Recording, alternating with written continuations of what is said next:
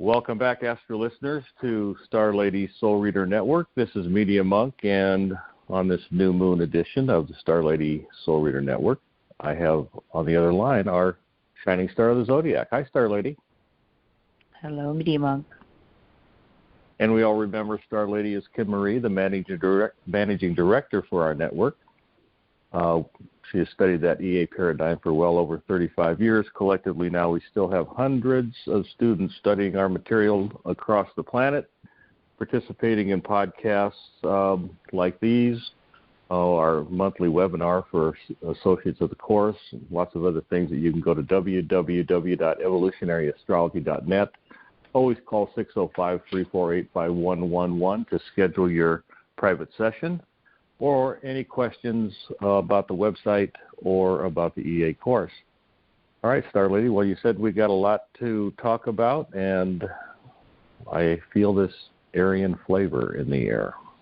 Oh, it's a combination of Aquarius and Aries. And so if anybody feels any underlying angst, that can be it. The fire of Aries and the air of Aquarius can stir the pot. You know, they're sextile each other on the zodiac, which is, more or less compatibility. But, we've got Mars, Saturn, Venus, and Aquarius. And then we have Mercury, Sun, Moon, Chiron on that new moon in Aries. And it just is enough planetary energy to, again, create anxiety and angst and busybodiness, and it just seems like everything can be all stirred up. And again, not unusual to be feeling a little uncertainty with all of this energy. I think I neglected the last podcast. I have these afterthoughts on podcasts all the time, probably like everybody else who does a podcast. But I didn't even mention the spring equinox, and that's my opportunity to do our evolutionary astrology mantras that I created decades ago. Aries, I initiate with consideration of others. I initiate, Aries, with consideration of others, so polarity Libra. So that is the flavor for the sun in Aries, but it is also the flavor and energy of this new moon in Aries, which is going to take place late March 31st or early April 1st across the U.S. at about 11.5 degrees Aries. And what we have going on April 1st and 2nd is Mercury and Sun and Moon conjunct Chiron.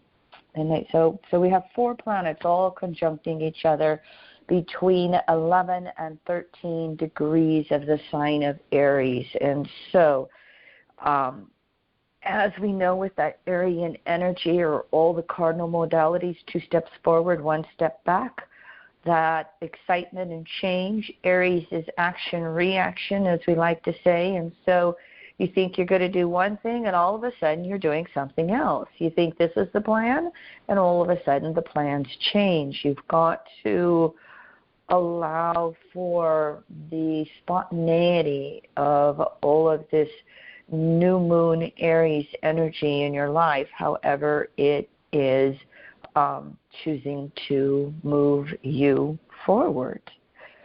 And so, in addition to all that energy, and again, they all make their conjunctions April 1st and 2nd between 11 and 13 degrees Aries, so it's a pretty strong little powerhouse right now. But in addition to that, as the last podcast, we have Venus and Mars hanging out in Aquarius, and they have been making their conjunctions to Saturn and squares to the nodes of the moon, just like Saturn is doing. So Venus conjunct Saturn, March 28th, 22 Aquarius. Venus square the nodes, March 30th, 23 degrees Aquarius, north node Taurus, south node Scorpio. Venus does it first, giving us an opportunity to look at the whole value system that is in midst of us right now and what it is that we perceive to be important in our life. You know, the Venus, Mars, Saturn conjunctions and squares to the nodes are taking place in the fixed modality. In other words, fixed energy wants to persevere, it wants to uphold, it wants to maintain, it wants steady Eddie, don't rock the boat. Well, here's all these Aries planets that we talked about rocking the boat. But when we have conjunctions, death and rebirth, when we have squares, they are tensions and require things to change. The fixed modality can build up in pressure until all of a sudden things just come boiling over or exploding out, or somebody slaps somebody in public, which is never appropriate in my eyes. But you see the point of this energy that can build up. So what it behooves us to do with these three planets in Aquarius, I always like to say detach, objectify, individuate, innovate. Those are my Aquarius words.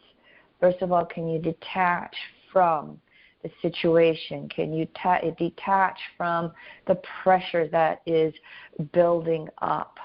Can you objectify it from a larger picture? You know, Leo is subjectivity, Aquarius is objectivity. Can you see again the bigger, broader picture of that's going on? What's happening within the group that you are a part of? And then you want to individuate. You know, that is the real deep essence of Uranus, Aquarius in the 11th house, is to be a group of one, is to be okay, to be different, to not have to follow the consensus crowd. And if you have that courage to be different, it's okay to be me. I am, I exist. Then can you take that further and be innovative? Can you be the Aquarian leader in some way? So one more time, this Aquarian energy: detach, objectify, individuate, innovate.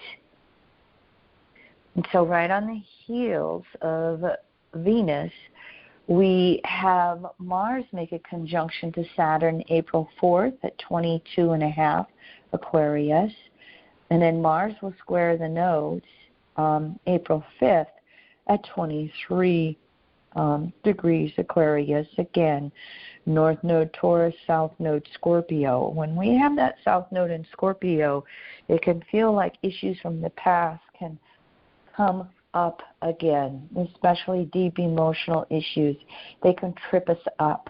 It can feel the Scorpio expression, the rug getting pulled out from underneath me, betrayals of trust. And we've got to reach over to that Taurian north node of self-reliance, you know, the ability to center ourselves and be okay in our body regardless of how emotionally we feel bounced around, regardless of how all that Aquarian energy is going through its shocks and traumas in our world.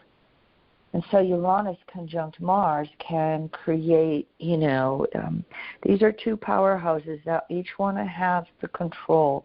They each want to have the last word. Or they want to have the first word, the last word, and everything in between. In other words, I need to be in control to feel secure. And to have this new moon in Aries with Mercury and Chiron hanging out there, it puts a little more emphasis on Mars energy because of the simpatico with those planets. break free, move forward, break free, move forward. Honestly, my fear, my undercurrent, I'm just someone who is following what's happening in Ukraine with Russia. My fear is as we spoke before, the, wild animal backed into a corner acts desperate. And if they're moving everything away from Kyiv, what are they going to do to Kyiv? Pray for peace, everybody. That's some of that Mars-Saturn energy. Well, I get to be boss. I get to have the last word. No, I get to build a nuclear bomb. No, I get to do all these weapons. I still think Jupiter and Neptune and their conjunction is April 12th, 24 degrees, Pisces. I think that there is a real broad awakening going on. How can we treat each other so cruelly on the planet? Stay tuned. We'll see if that has a lasting word or a building effect as we move through Jupiter's 13-year cycle with Neptune that will have a Pisces flavor even as Neptune moves into Aries. Anyway, the Mars conjunction to Saturn, how do you choose again to do those Aquarian words and, be a part of how you want to see us collectively moving forward on planet Earth? Where in your world are you being asked to be a leader? How are you being asked to participate in your groups? How is Saturn in Aquarius for 2.5 years? Showing up in your consciousness and showing up in your self-responsibility. Aquarius can cling to the past, but it's also the avant-garde wanting to move things forward. A lot of us get stuck in the middle, waving back and forth. Where are you from this perspective? How do you follow your own visions and your own future-orientated messages that are telling you where it is for you to change? Mars brings the action. Venus brings the values. And so together with Saturn, they can be taking, steps forward. Again, what we have to watch out for is they're all squaring the nodes of the moon. Saturn, Saturn's going to square the nodal axis itself April 9th at about 23 degrees. Saturn Aquarius again, North Node, Taurus, South Node, Scorpio. From the perspective of evolutionary astrology, when planets are square the nodes of the moon, we must address the past and move forward. And if not, we're in danger of getting stuck. And in EA, it's called skip steps. I don't want to address something and we can bounce back and forth between North Node, South Node, not really addressing the issues or the archetypes of the planet, which is square the nodes. And so one more time, we have all the Venusian values that determine our needs, that then energize the Martian desires, that then dance along with Saturnian self-responsibility, maturation, growing up. Distortions of this is the famous elitism. I don't have to follow the rules like everybody else. I don't have to pay taxes. I can get away with slapping someone. I can, the rules were made for someone else. And so we must watch out for that type of energy, even in our own little personal worlds. That Aries push, I get to do what I want, and that anger and frustration that will come along when we perceive any reaction to be curtailing our sense of freedom to act. So here's the busy energy that we have going on from this new moon to full moon. Now, during this, we also have Venus move into Pisces, April 5th through May 2nd. Venus is starting to gain a little bit of speed from its last retrograde cycle, which happened in December, January in Capricorn. Venus in Pisces is going to catch up to Neptune and Jupiter by the end of April and have conjunctions with them in late Pisces. Venus in Pisces, it's finishing up its own cycle in regards to our value system, in regards to our inner relationship with ourselves, the Taurus inner side of Venus. How do I take care of my own needs? How do I self-love, self-accept, all of that? Well, Venus in Pisces is, it's such a sensitive area for any of the planets. Venus in Pisces, it can feel the oneness with everybody else. One of the lessons of Pisces, because it is a totality of consciousness, unconsciousness, that includes all 12 archetypes, is that it doesn't always have its healthy boundaries. And this can really be true with Venus in Pisces. I want to bring home all the stray animals from the Humane Society.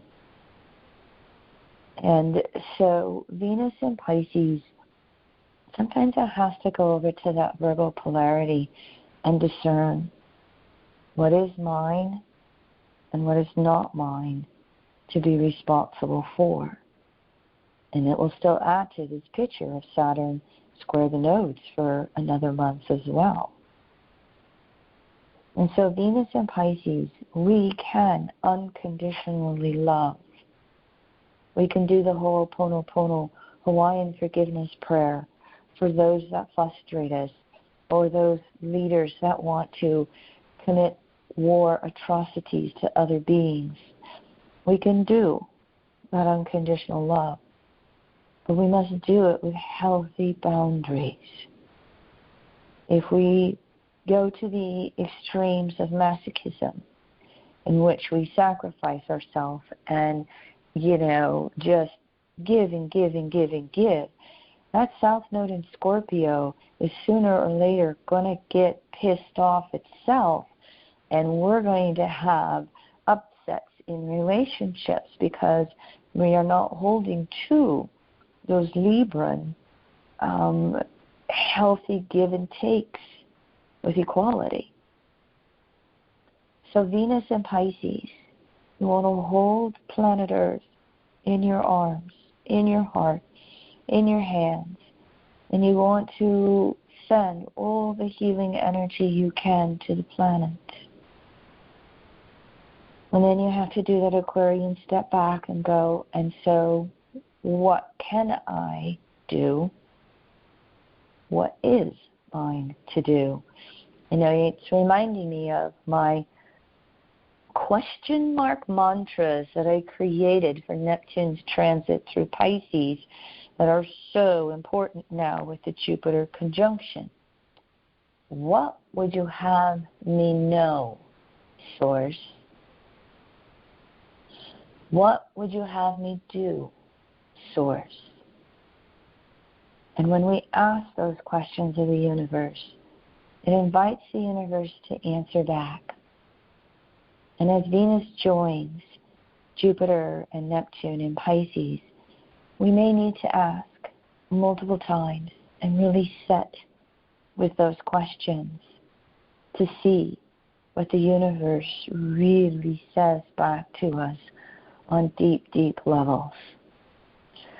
We're also going to have Mercury move into Taurus. Mercury's starting to slow down. We're going to have a Mercury retrograde in Gemini Taurus. So here we are ending up with Mercury's in Taurus the first time, April 10th through April 29th. And then I'm looking to see when Mercury actually goes into Cancer. Mercury in Cancer, July 5th. So it's 3 months. I thought that was it. Just needed to double check my memory banks. So April, May, June, we have Mercury in 2 signs with a retrograde cycle, Taurus and Gemini. This first passage of Mercury through Taurus is really about gathering our inner securities, the inner side of Venus again, our self-reliance, self-love, self-acceptance, all the self-words. It can be about prioritizing what's really important to us with our values in this material world. It brings to mind the issue of inflation we're all dealing with. I said this a few podcasts ago, but I'm going to say it again. The upper 10% of income in the United States purchases 40% of the materialism in this country. So the upper 10% consume 40% of the stuff. Chances are not many of them are listening to this podcast. However, it's still there for all of us to look at again. What do we really need to consume with resources in this changing climate? This could be some of the themes through this next Mercury retrograde. Not to mention the fact that it will be retrograde in Gemini mainly, and we'll bring up the whole issue of communications, but I'll save that for our podcast next time. I want to just briefly touch, though, on the next planetary ingress, which is the fact that Mars will also move into Pisces and hang out there for a while with Venus and Jupiter and Neptune. Mars is in Pisces April 14th through May 24th. And so Mars in Pisces is it's one of its most uncomfortable places, because that Aries energy, you can look at Pisces and Aries as death and rebirth, the end of the cycle, the beginning of the cycle. Mars rules the beginning of the cycle. It does not like the end of cycles. It does not feel comfortable with reflection. And that's everything that is asked of Mars when it is in Pisces. It's asking us to have the most considered of actions before we take them. It asks us to really intuit the effects of our actions before we even take them. And so sometimes Mars can just want to do the checkout. Pisces, all planets want to when they're in Pisces. Oh, I think I'll just go, to the pub or the club and, have a couple of beers with my friends. And I think I'm just going to, veg on the couch with my cannabis. Take your substance, pick your substance. Mars and Pisces, can have a tendency towards that, because it's one of the ways for that Martian energy to relieve some stress. And it is, a way to kind of quiet Mars down sometimes to, again, think before it acts.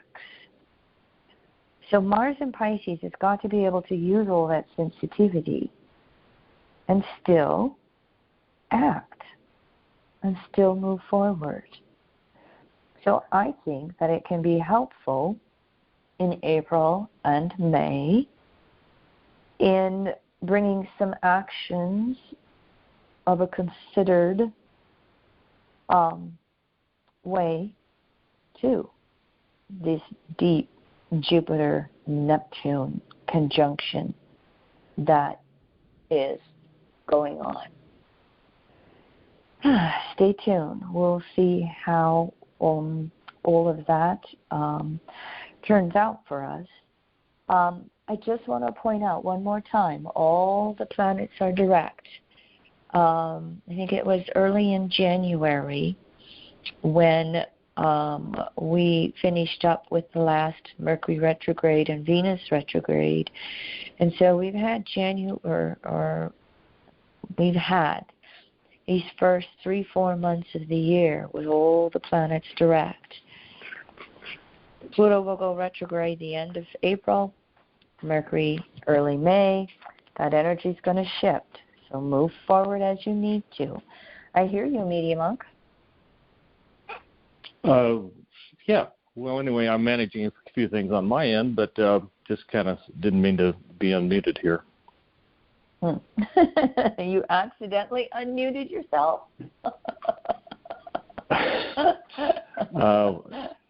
Well, I wasn't aware we were letting the cats out of the bag here, so, you know. I didn't tell you I let the kitties out. Sorry. And now we got Katie here, so let's I'll just edit the podcast, Kim. We're done.